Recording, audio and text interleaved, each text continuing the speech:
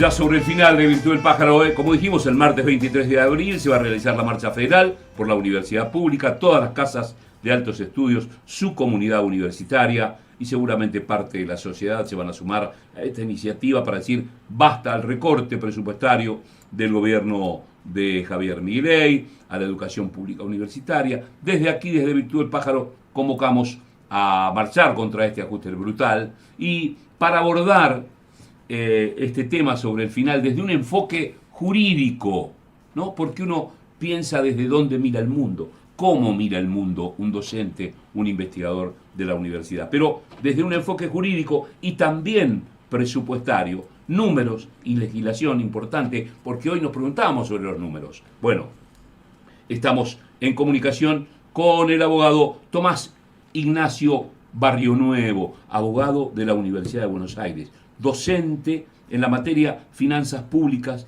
y Derecho Tributario de la Universidad de Buenos Aires, cursando la especialización en Derechos Humanos y Políticas Sociales de la Universidad de San Martín, que es la Universidad, la UNSAM, miembro del Observatorio Legislativo Argentino, o Legisar, que es el Observatorio Legislativo Argentino, joven profesional a quien tenemos el gusto de saludar, que ya está como un columnista en nuestro programa y le damos la bienvenida. Tomás Ignacio Barrionuevo, ¿cómo estás? Alicia Paz, Beto Solas, te saludamos y agradecemos esta comunicación. ¿Cómo estás vos? Hola Beto, ¿cómo andan? ¿Cómo estás, Ali? ¿Cómo están? ¿Todo bien? Bueno, muy bien, muy bien. Con ganas de escucharte y por ahí ya nos quedamos siempre sin tiempo, pero bueno. Siempre nos quedamos un poquito sin tiempo. Sí, pero bueno, ahí estamos. ¿Cómo está la universidad? ¿Cómo anda? ¿Cómo está la universidad? ¿Cómo andan, chicos? Bien, Tomás. Con incertidumbre. ¿Cómo está la universidad en términos normativos y sobre todo presupuestario? Muy bien.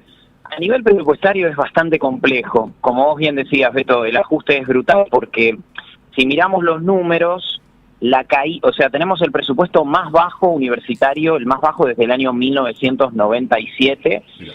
Y por otra parte, el presupuesto asignado para el programa principal que financia las universidades, que es el Programa de Desarrollo de la Educación Superior, cayó un 72% en términos reales.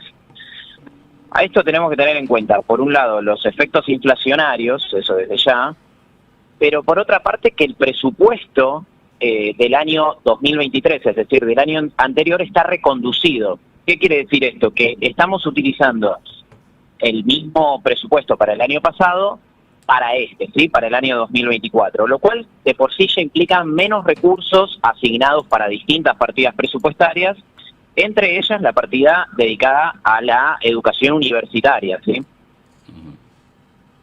Sí. Es un primer punto de panorama. Y yendo más a la parte legal, ¿no?, que es lo que nos interesa, el jefe de gabinete de ministros es el encargado justamente de asignar justamente las partidas presupuestarias cuando el presupuesto se reconduce, cuando se utiliza el del año anterior. Y esto es profundamente discrecional, esto lo tenemos que tener en cuenta. Al ser discrecional, se pueden violar derechos fundamentales, como en este caso es el derecho a la educación universitaria. Y se violan un montón de cláusulas constitucionales, ¿sí?, de artículos que tenemos en la Constitución. Por un lado, el artículo 75, inciso 2 e inciso 8, que básicamente, si los leemos en conjunto, lo que dice es que justamente la ejecución de los presupuestos, en este caso el presupuesto universitario, tiene que ser razonable y tiene que garantizar derechos, ¿sí? Cosa que no estaría ocurriendo. Pensemos que los salarios, que es lo principalmente afectado con todo esto, están verdaderamente en riesgo. Y por otra parte, los gastos de funcionamiento de la universidad también. Después, otra cosa que tenemos que tener en cuenta a los fines de entender justamente la educación universitaria, es que el artículo 75, inciso 19, básicamente dice que el Congreso tiene que sancionar leyes que, entre otras cosas, garanticen la gratuidad universitaria. Es decir, el Estado argentino presupuestariamente no puede desoír lo que dice este artículo. Entonces el presupuesto tiene que ser suficiente para poder garantizar el derecho. Y otra cuestión que también es importante desde lo jurídico, ¿me escuchan bien ahí, no? Perfecto. Desde lo jurídico, y en esto también considerando un poco que estamos a 30 años de la reforma constitucional, ¿no? De la reforma del año 1994, que los tratados internacionales en derechos humanos también hablan del tema. Y el Estado argentino se compromete, como hemos dicho en otras oportunidades que fuimos charlando, se compromete en el plano internacional para también hacer las cosas bien en el derecho interno, ¿sí? Es decir, puertas para adentro. Sí, señor. Si vamos al Pacto Internacional de los Derechos Económicos, Sociales y Culturales, es el artículo 13 el que obliga a los estados justamente a garantizar la enseñanza superior y a buscar que el acceso a la enseñanza superior sea accesible para todo el mundo, ¿no? En esta idea de la gratuidad, en esta idea de que la capacidad económica no sea un obstáculo para acceder a la educación universitaria en este caso. Entonces un poco el panorama es ese, tenemos que tener en cuenta datos duros, los efectos inflacionarios, la discrecionalidad en la ejecución del presupuesto cuando se reconduce, cuando se utiliza el del año anterior, y cuáles son las cláusulas constitucionales que son muy claras en todo esto, ¿no? Por eso claramente la marcha del martes que viene es verdaderamente importante, porque para cerrar, si recuerdan, el gobierno